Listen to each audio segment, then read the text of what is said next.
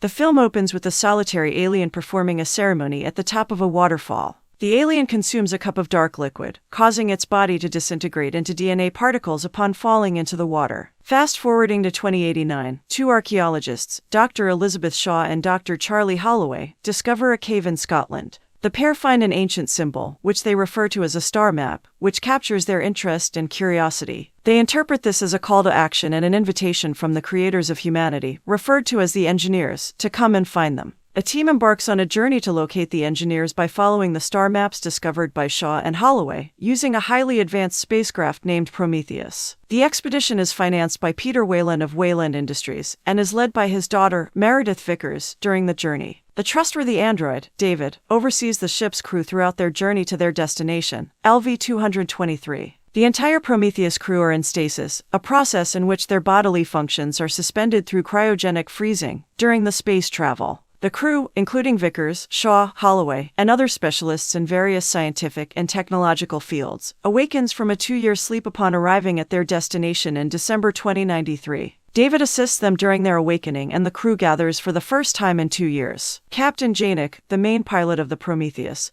sets up a Christmas tree to celebrate the holiday. During the mission briefing, Weyland provides the crew with an orientation message. Additionally, he presents David as his artificial son who will never age or perish. Dr. Shaw and Dr. Holloway also present their findings, displaying images from their archaeological excavations from around the world that depict men gazing up at the sky in reverence of giant beings from above. Using their compiled star maps, the couple explains their quest to locate the engineers' home planet. Their research leads them to investigate LV-223. Some of their fellow crew members express skepticism about their theory, given traditional understandings of the origins of humanity. Despite this, Shaw is resolute in her belief in their research. Later that night, Vickers orders David to summon Shaw and Holloway. Shaw and Holloway are summoned to Vickers' office where she expresses her doubts about the existence of the engineers. Despite this, she makes it clear that no contact with the engineers can be made without her authorization. The captain of Prometheus, Janik, also authorizes the ship's landing as the crew prepares for the mission. Ford, the ship's medic, conducts a brief analysis of the composition of LV-223 and discovers that the oxygen levels on the planet are inadequate, and without a suit, they would perish within 2 minutes. The team then arrives at a barren and mountainous region.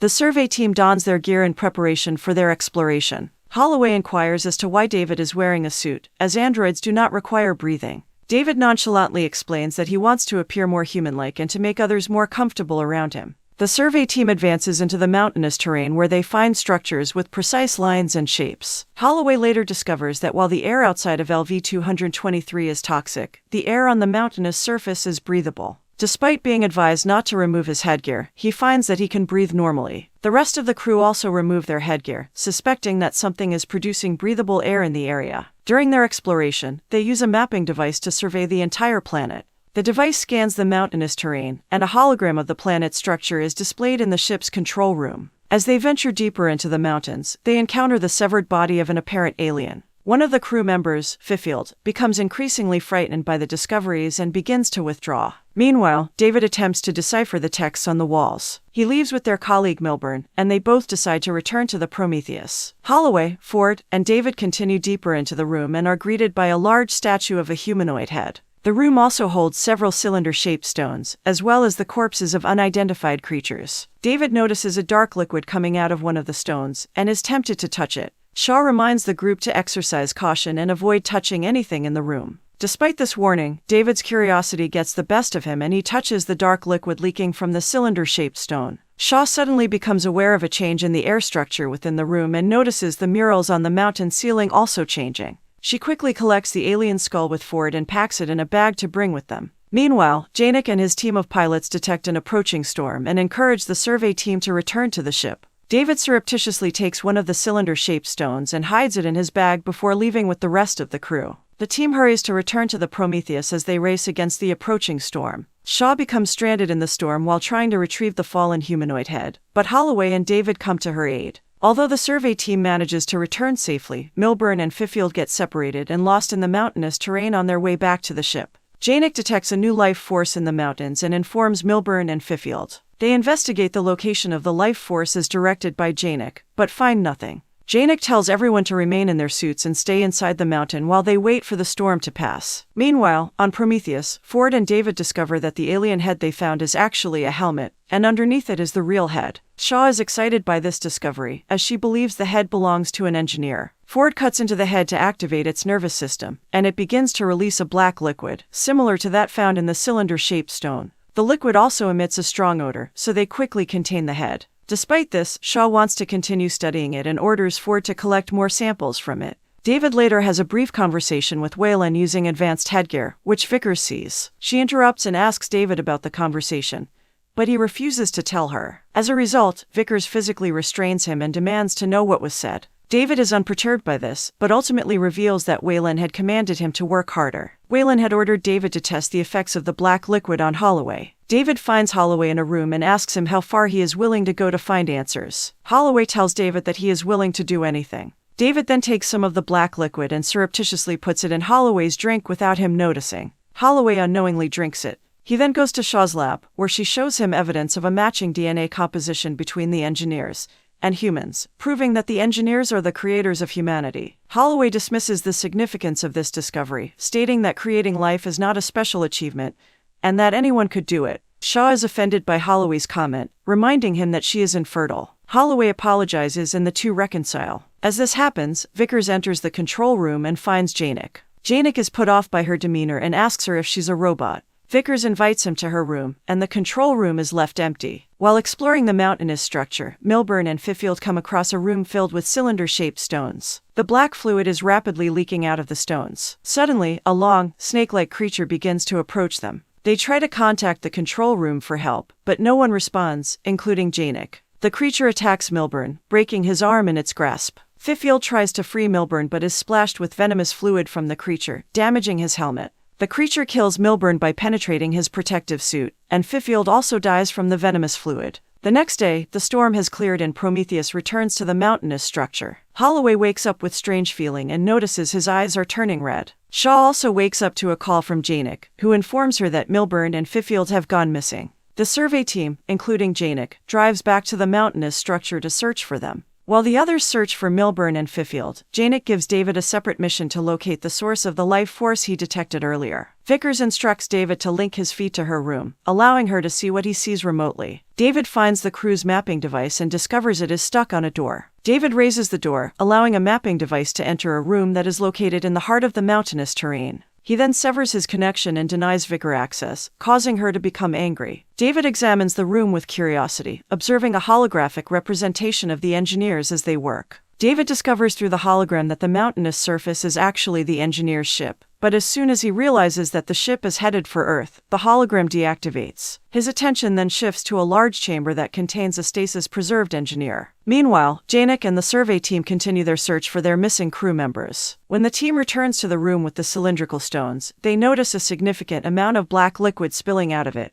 The crew is shocked to find Milburn's dead body, and Ford examines it. Holloway then collapses, his eyes deteriorating further. An infection is suspected. Shaw alerts Janek to attend to Holloway's treatment. Suddenly, the serpentine creature that had been inside Milburn emerges and kills another crew member before fleeing. Shaw calls off the search for Milburn and Fifield and contacts Vickers to send a medical team. The black liquid begins to spread rapidly inside Holloway's body, and he struggles to keep it at bay. The survey team halts their progress just outside the ship's back entrance. Janek orders the door to be opened, but Vickers refuses to comply. Instead, she dons a protective suit and armed with a flamethrower, she informs the survey team that Holloway is not permitted to re-enter the Prometheus due to his dangerous condition. Janek argues that Holloway needs immediate medical attention, but Vickers stands by her decision. She orders the rest of the crew, except for Holloway, to return to the ship. Shaw pleads with Vickers to change her mind, but to no avail. Holloway separates himself from the crew, indicating that he accepts Vickers' decision. Haw is consoled and bid farewell by the protagonist before he is burned to death by Vickers. Shaw is overcome with emotion and faints. When she wakes up, David performs a quarantine procedure on her and later informs her that she is pregnant,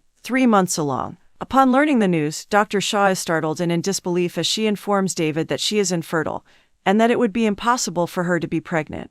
David admits that the fetus is not of human origin, causing Shaw to plead with him in panic. He offers to put her in stasis until they return to Earth, but Shaw insists on having the creature removed from her body immediately. David informs Shaw that there is no one on the ship qualified to perform the surgery she needs. Suddenly, Shaw cries out in pain. In response, David tranquilizes her and returns her to the table. Ford later arrives to put her back into stasis. As the tranquilizer's effects wear off, Shaw resists and makes her way to the ship's medical pod. She prepares to perform surgery on herself as the creature inside her stomach begins to move. She quickly lies down in the pod, and the automated surgery process starts, administering anesthesia. The pod cuts open her belly, revealing a squid-like creature inside her. The surgery continues and the creature is successfully removed from Shaw. Her abdomen is then stitched closed. Shaw quickly leaves the room and locks the creature inside the medical pod. Meanwhile, Janek contacts the other crew members after finding Fifield's monitor outside the Prometheus. They open the ship's back door and discover a mutated Fifield, who has been taken over by the dark liquid. He brutally attacks the crew members at the back door and kills them mercilessly. Janek uses a flamethrower to kill the mutated Fifield, while the other crew members use a military vehicle to crush him. During this time, Shaw discovers an unfamiliar room and finds Weyland and his team. She later learns that Weyland had been in stasis and had boarded the Prometheus with them. Furthermore, she learns about David's interaction with the last surviving engineer. Weyland reveals that he believes in her research, and that is why he approved funding the entire expedition. He also believes that by utilizing the engineers, he can find a way to achieve eternal life, which is his ultimate goal. Weyland is ready to meet the engineer, leaving Shaw in a state of shock and confusion. She returns to her cabin to gather herself, and Janek visits her. He questions her about her plans and suggests that the intended destination, LV-223, is not the engineer's home planet, but rather a military facility. Janek tries to convince her to return to Earth despite the unresolved questions. She tells him that they've found a living engineer, meaning they're close to getting answers. Later, Vickers finally meets her father, Weyland, while she is dressed in her protective suit. Vickers informs Weyland of the dangers of going to the mountainous surface. Despite her warning, Weyland argues with her and Vickers tries to make him understand that death is inevitable for everyone, including himself. Nonetheless, Weyland chooses to meet the engineer, disregarding his daughter's warning. He leaves the ship with David, Ford, and Shaw. Inside the mountainous surface, they discover a large number of cylindrical stones surrounding them. Janek studies the structure of the mountainous surface from the Prometheus and concludes that it is a massive ship. The ship's mechanics greatly impress David, and he leads them to their destination. David awakens the last living engineer from stasis, and they all watch as he rises from his chamber. The crew becomes excited and bombards him with questions. David speaks to the engineer in his language, addressing Weyland's questions about the possibility of immortality. However, the engineer suddenly beheads David, separating his head from his body. The crew is shocked and rushes to stop the engineer. He grabs Ford, throwing her away, killing her instantly. The engineer kills Weyland and the remaining crew members, except for Dr. Shaw, who narrowly escapes. Weyland is left dead beside David, who, despite being separated from his body, still functions and bids farewell to Weyland, whom he considers his father and creator. Vickers witnesses the events from the ship and ultimately decides to abandon the mission. Janek follows her and prepares the Prometheus for their return journey to Earth. Meanwhile, the engineer reactivates the massive spacecraft and resumes its original mission of heading to Earth, while David's still functioning head watches. The force of the spacecraft's reactivation throws Shaw out, and she runs towards the Prometheus. Shaw informs the crew of the engineer's plans to release a harmful substance on her and expresses her belief that the engineers harbor animosity towards humans and intend to use the substance to exterminate them upon arriving on Earth. She implores Janek to prevent the engineer from reaching their planet. Janek is conflicted when Vickers instructs him to disregard Shaw's concerns and depart the location immediately. Ultimately, he chooses to heed Shaw's warnings and is willing to sacrifice himself to protect Earth. He concludes the conversation with Vickers by preparing an escape pod for her and the crew, while his colleagues join him in his decision. Vickers, however, chooses to flee in the escape pod alone. Janek and the pilots create a significant impact that transforms Prometheus into a projectile. The ship releases its lifeboats, while Vickers escapes in the escape pod, successfully leaving the Prometheus. The ship then crashes into the engineer's craft, resulting in a massive explosion and causing it to crash onto the surface. Shaw and Vickers observe the collision, before they quickly flee from the enormous debris raining down around them. Shaw manages to evade the falling debris, but Vickers is struck and killed by the falling craft. Shaw is the only human survivor from the Prometheus crew, but she soon struggles to breathe due to her damaged suit. She rushes to a nearby lifeboat and manages to stabilize her breathing. Inside, she finds a room where her squid-like offspring,